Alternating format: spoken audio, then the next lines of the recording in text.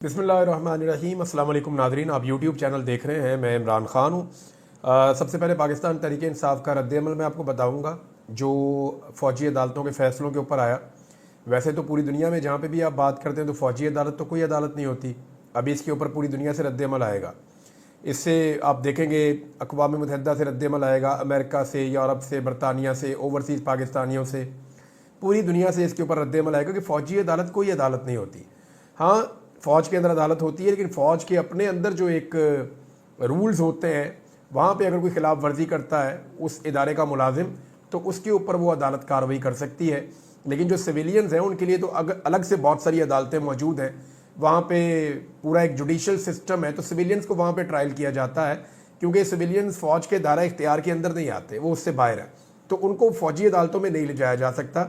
लेकिन पाकिस्तान की supreme court में ये मामला पेंडिंग है और सुप्रीम कोर्ट ने इसकी इजाज़त दी थी। ये बड़ा मज़ाक़ा खेद है। लेकिन दुनिया के अंदर से जो आवाज़ें आएंगी, लोग पाकिस्तान पे हंसेंगे कि इस मुल्क के अंदर आज भी सिविलियंस को फ़ौजी अदालतों में सजाएं दी जा रही हैं। पाकिस्तान तहरीक इंसाफ का रद्द-ए-अमल है। लेकिन वो बताने से पहले एक इंतहाई अफसोसनाक खबर है जिससे मुझे बड़ी तकलीफ़ हुई। ये जनूबी वज़ीरिस्तान से खबर आई है।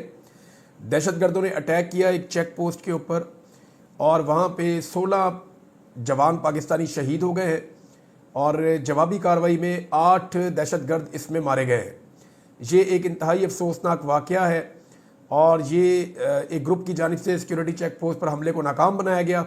8 दहशतगर्दों को हलाक कर दिया गया और दूसरी जानिब फायरिंग के तबादले में 16 जवान शहीद हो गए हैं। उसके बाद से अब उस इलाके के अंदर एक क्लियरेंस ऑपरेशन किया जा रहा है। सवाल सबसे बड़ा ये है कि इतनी दहशतगर्दी के वाक़यात पाकिस्तान में इतनी तेज़ी से बढ़ रहे हैं। खैबर पख्तूनख्वा और बलूचिस्तान में लगातार दहशतगर्दी के वाक़यात हो रहे हैं और चाइनीज़ जो है उनके ऊपर भी अटैक होता है। जितने हसास मकामात हैं वहाँ पे भी अटैक होता है और बार बार इस तरह के वाक़यात हो रहे हैं। ऐसे में क्या हम इस तकसीम के मुतहम्मिल हो सकते हैं जो पाकिस्तान में हो रही है? जो पाकिस्तान की इंटेलिजेंस एजेंसीज़ हैं उनकी पूरी तवानाइयाँ सियासी मुखालफीन को गिराने की बजाय इस वक्त दहशतगर्दी के ख़िलाफ़ फोकस होनी चाहिए और पाकिस्तान की सूबाई और वफाकी हुकूमतों को मिलकर इदारों के साथ बैठकर मैकेनिज़्म बनाकर पूरी ताकत के साथ दहशतगर्दों का कलाकमा करना चाहिए और दहशतगर्दी की रोकथाम करनी चाहिए। लेकिन उस तरफ हमारा फोकस शायद बहैसियत कौम नहीं है।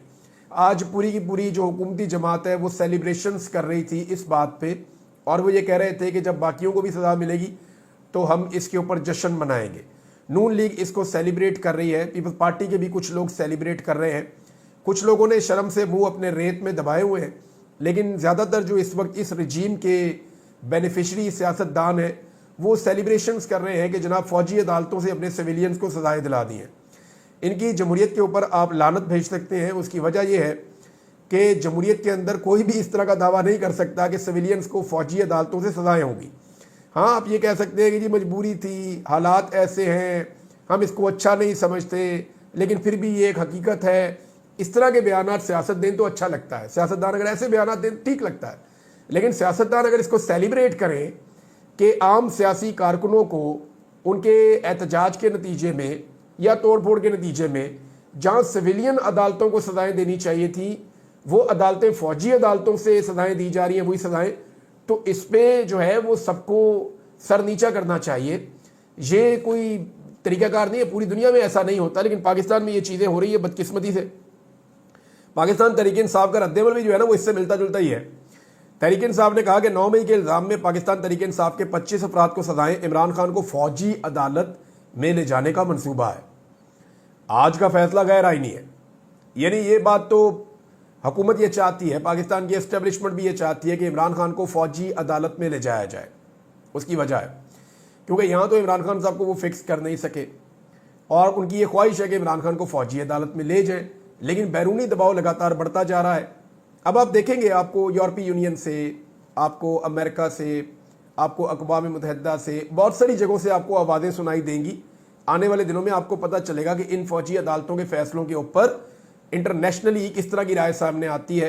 इसके ऊपर ह्यूमन राइट्स की तंजीमें क्या कहती हैं, अक़वाम मुत्तहिदा की तंजीमें क्या कहती हैं, इसके ऊपर जो है वो एमनेस्टी इंटरनेशनल क्या कहती है। आपको बहुत कुछ आने वाले दिनों में सुनने के लिए मिलेगा। आपको पता चलेगा कि फ़ौजी अदालतों में सजाएं देने पर किस तरह का रद्द-ए-अमल आ रहा है और कोई रद्द-ए-अमल आना शुरू भी हो गया है। कल इसको डिटेल में हम डिस्कस करेंगे। अच्छा, आज के दिन तक इमरान खान साहब ने मोहलत भी दी हुई है। अगर हुकूमत ने मुज़ाकरात किए तो ठीक है, अगर मुज़ाकरात ना किए हुकूमत ने तो फिर होगा ये कि इमरान खान साहब सिविल नाफरमानी की तहरीक के पहले मरहले का आगाज़ कर देंगे और उसमें वो ओवरसीज़ पाकिस्तानियों को कहेंगे कि आपने अपने रेमिटेंसेस पाकिस्तान में नहीं भेजने। और अगर ओवरसीज़ पाकिस्तानियों ने इमरान खान साहब की बात मानी तो हुकूमत के लिए मुश्किलात बढ़ने का आगाज़ हो जाएगा। अगले मरहले में इमरान खान साहब क्या अनाउंसमेंट करते हैं या सिविल नाफरमानी की तहरीक का अगला मरहला क्या होगा, ये तो इमरान खान साहब जानते हैं। लेकिन ये आसान नहीं रहेगा हुकूमत के लिए, जैसे कि अब तक कोई भी चीज़ हुकूमत के लिए जो भी इमरान खान साहब ने कही वो आसान नहीं रही। तहरीक इंसाफ ने प्रेस कॉन्फ्रेंस करते हुए इस्लामाबाद में कहा, सलमान अकरम राजा साहब ने, कि अगर इमरान खान को फौजी अदालत में पेश किया जाता है तो ये बहुत बुरा दिन होगा। मुल्क में जुल्फ़िकार अली भुट्टो के साथ जो कुछ किया गया हम उसी से अभी तक नहीं निकल सके। उन्होंने कहा, मेरी एस्टेब्लिशमेंट से अपील है कि ऐसा ना करें। इस मुल्क में बसने वाले शहरियों को रेवड़ ना समझा जाए। फौजी अदालतों से हमारे लोगों को सज़ाओं के बावजूद हम अब भी बातचीत करने के लिए तैयार हैं। सलमान अकरम राजा ने कहा कि इमरान खान ने मुज़ाकरात की जो डेडलाइन दी है उसे वो बढ़ा भी सकते हैं। हम मुल्क की खातिर बातचीत करना चाहते हैं। अभी तक हुकूमत की जानिब से कोई राब्ता नहीं किया गया। फौजी अदालत के फैसले गैर आइनी और गैर कानूनी हैं, ये लतीफ़ खोसा साहब ने कहा। उन्होंने कहा, फौजी अदालत ने 25 अफराद के मुकदमात के जो फैसले सुनाए हैं वो गैर कानूनी है, वो गैर आइनी है। फौजी अदालतें सिर्फ अपने मुलाजमीन के डिसिप्लिन पर कार्रवाई कर सकती हैं। अगर कोई सिविलियन फौजी तनसीब पर हमला करे तो फौजी जज कैसे केस सुन सकता है। उन्होंने कहा, 26वीं आइनी तरमीम के जरिए अदलिया को ताबे करने की कोशिश की गई। अब ज़रूरी है कि अदालत उज़्मा का फुल बेंच मुतनाज़ तरमीम का फैसला करे। इस पे जस्टिस मंसूर अली शाह साहब ने एक ख़त और भी लिखा है। मंसूर अली शाह साहब बार बार याद दिला रहे हैं, एक्चुअली उन्हें चीफ जस्टिस ऑफ पाकिस्तान होना चाहिए था, लेकिन 26वीं आइनी तरमीम के नतीजे में तीसरे नंबर के जज को चीफ जस्टिस ऑफ पाकिस्तान बना दिया गया। सीनियरिटी को नज़रअंदाज कर दिया गया। लेकिन मंसूर अली शाह साहब ने इस्तीफ़ा देने से इनकार कर दिया और वो अभी भी अपनी सीट पर मौजूद है। दूसरी जानिब मंसूर अली शाह साहब बार बार कह रहे हैं कि आप 26वीं आइनी तरमीम क्योंकि एक मुतनाज़ चीज़ है और उसके नतीजे में पूरी की पूरी सुप्रीम कोर्ट का स्ट्रक्चर बदल गया है और इसके खिलाफ दर्जन से ज़्यादा दरखास्तें पेंडिंग पड़ी हुई हैं, लिहाजा इस मामले को सुप्रीम कोर्ट का फुल कोर्ट सुने, तमाम जजेस बैठे, अपने दिमाग से फैसला करें कि ये 26वीं आइनी तरमीम दुरुस्त है या गलत है। अगर ये गलत है तो पूरा सुप्रीम कोर्ट उसका स्ट्रक्चर वापस ठीक हो जाएगा। अगर जजेस कहेंगे ये ठीक काम हुआ है तो फिर ऐसे ही चलेगा। लेकिन वो केस अभी तक लगाया नहीं जा रहा।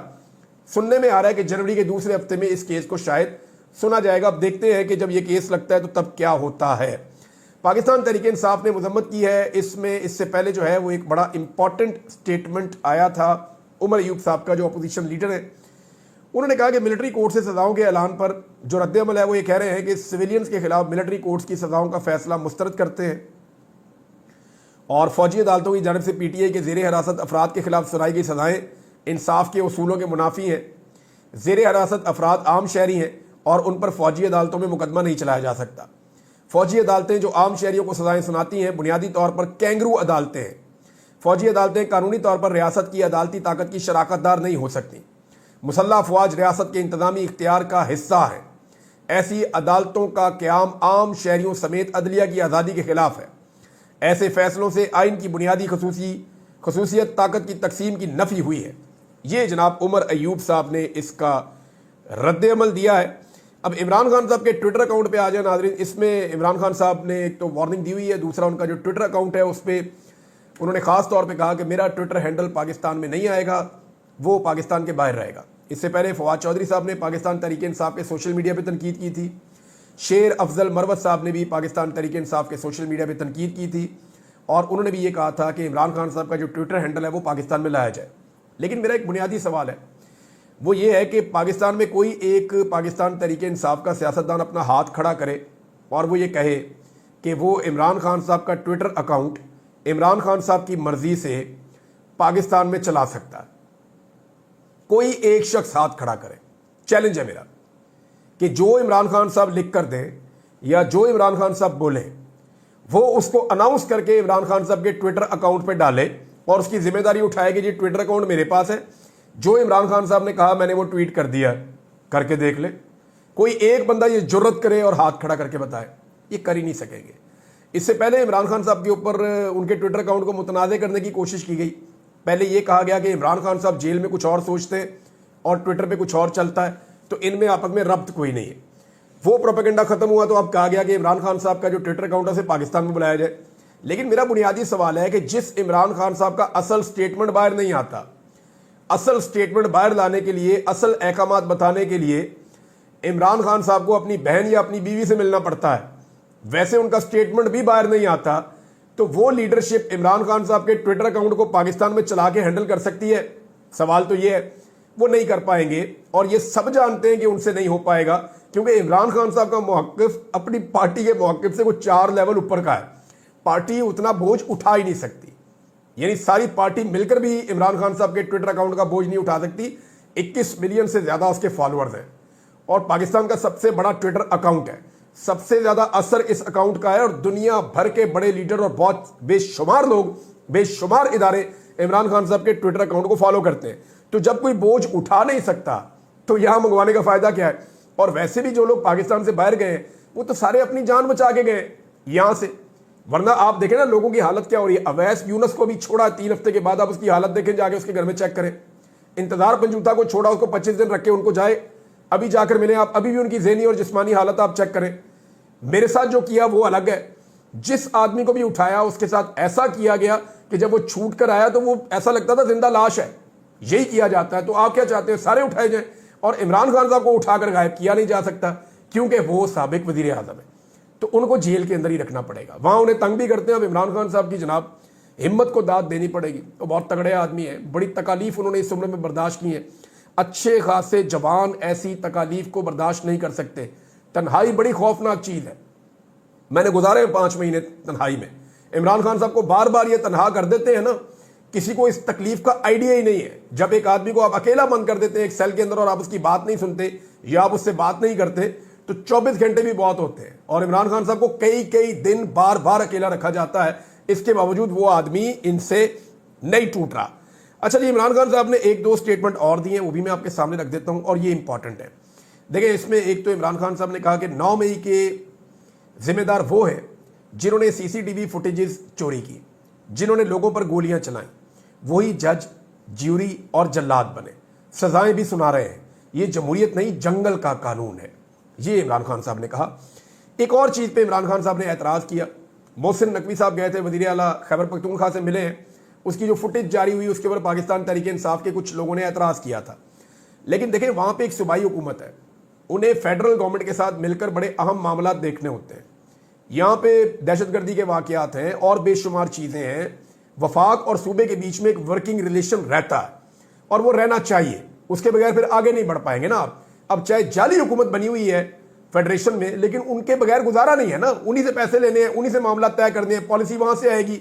जो आपके प्रॉब्लम है आप उनको बताएंगे, जो उनके प्रॉब्लम है वो आपको बताएंगे, तो मिलकर ही आप चल सकते हैं, ऐसे आप चल नहीं सकते।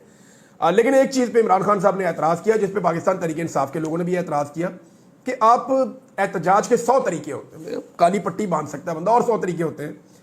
लेकिन इमरान खान साहब ने जो जुमले इस्तेमाल किए मैं एज इट इज आपको पढ़ के सुना देता हूं।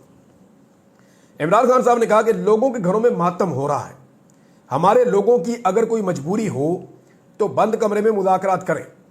26 नवंबर कत्ले आम के कातलों और सहूलतकारों के साथ तस्वीर नहीं बनानी चाहिए। ये जनाब इमरान खान साहब का स्टेटमेंट है। एक इमरान खान साहब ने हुक्म जारी किया है फवाद चौधरी साहब के हवाले से। फवाद चौधरी साहब का मामला यह है कि पाकिस्तान तहरीक इंसाफ में थे, इनके ऊपर बहुत सख्त मुश्किलात नहीं, ये पार्टी छोड़कर चले गए और बहुत सारे लोगों के साथ। लेकिन फवाद चौधरी वो शख्सियत है जो जिनको इस वक्त सबसे ज्यादा जल्दी है कि वो पाकिस्तान तहरीक इंसाफ में वापस आ जाए।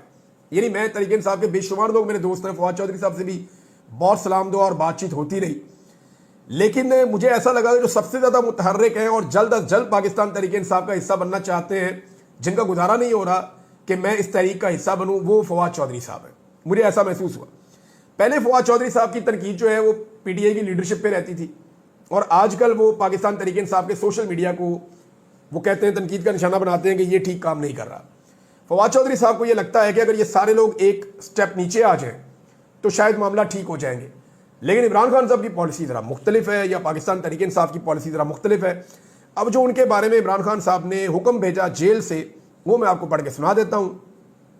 पाकिस्तान तहरीक इंसाफ का सोशल मीडिया फवाद चौधरी से बहुत नाराज है क्योंकि लगातार फवाद चौधरी साहब सोशल मीडिया के ऊपर तनकीद कर रहे थे और सोशल मीडिया उसके ऊपर रिएक्शन भी दे रहा था।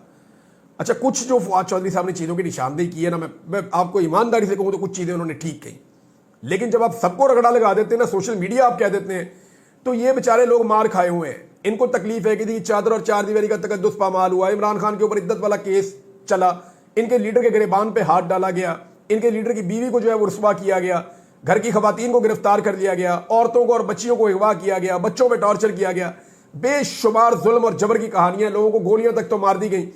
तो फिर लोग अपना गिला और शिकवा करते हैं, हर एक का करने का अपना अंदाज होता है। अब वो सारे के सारे ट्रेंड लीडर तो नहीं है ना कि एक जैसी बात करें। सोशल मीडिया है, जिसको जो समझ आती है वो उस अंदाज में अपना दुखड़ा वो बेचारा बयान करता है।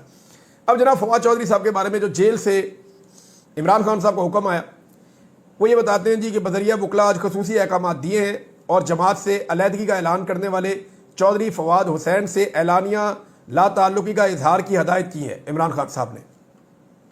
चुनाचा खान साहब की हदायत के मुताबिक पाकिस्तान तहरीक इंसाफ चौधरी फवाद हुसैन से मुकम्मल तौर पर ला ताल्लुकी का ऐलान करती है और वाजे करती है कि चौधरी फवाद हुसैन का पाकिस्तान तहरीक इंसाफ से हरगिज़ कोई ताल्लुक नहीं और ना ही वो मीडिया, सोशल मीडिया और टीवी टॉक शोज़ पर पाकिस्तान तहरीक इंसाफ की नुमाइंदगी करने या पाकिस्तान तहरीक इंसाफ की ईमा पर बयानियाँ बनाने या अपनी किसी राय को पाकिस्तान तहरीक इंसाफ के मौक़िफ़ के तौर पर पेश करने के मजाज हैं।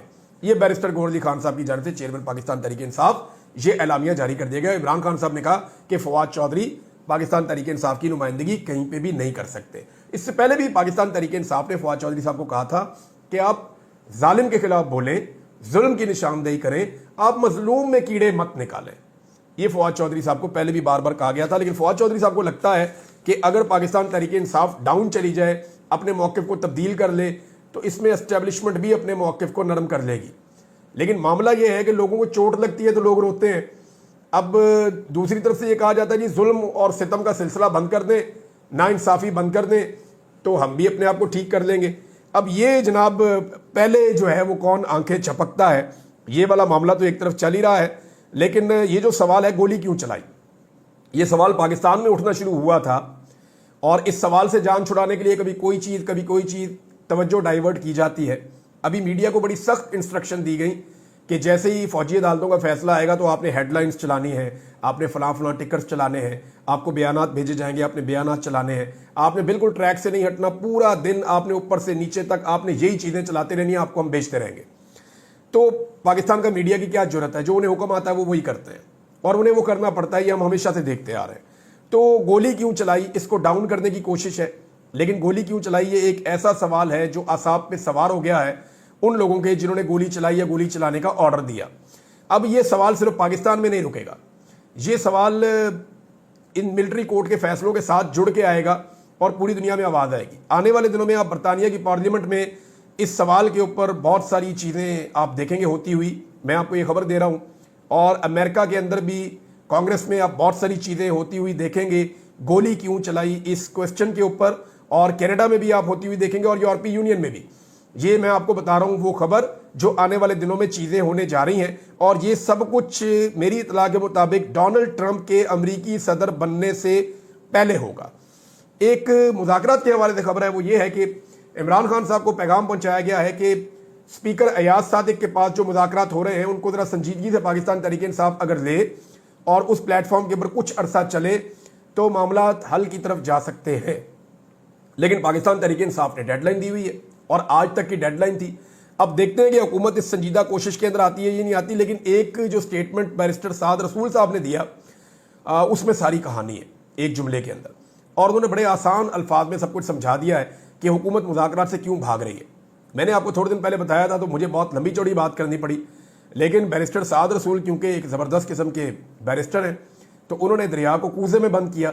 मैं उनका एक जुमला आपको पढ़ के सुना देता हूँ, आपको समझ आ जाएगा कि मुज़ाकरात से हुकूमत क्यों भागती है। उन्होंने कहा एस्टेब्लिशमेंट को जो भी तरीके इंसाफ को देना होगा वो हुकूमत की जेब से निकाल कर देना होगा, इसलिए हुकूमत कभी नहीं चाहेगी कि मुज़ाकरात हों। अब इसके अंदर जनाब पूरी कहानी है और मुज़ाकरात इसलिए नहीं होंगे। अब हुकूमत दावे करती है जी इकॉनमी ठीक हो गई है, पाकिस्तान की इकॉनमी का बेड़ा गर्क हो गया है। ये कौन सी इकॉनमी ठीक हुई है? किसी आम आदमी के मुंह के आगे माइक करो वो आपको बताएगा कि इकॉनमी कितनी ठीक हुई है।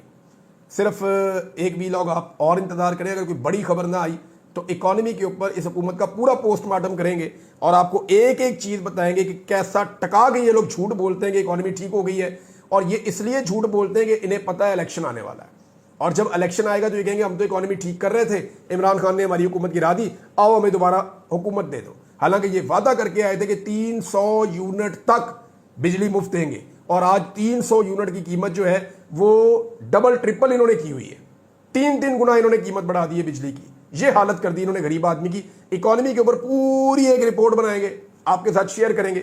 अब तक के लिए इतने, अपना ख्याल रखिएगा, अपने इस चैनल का भी। अल्लाह।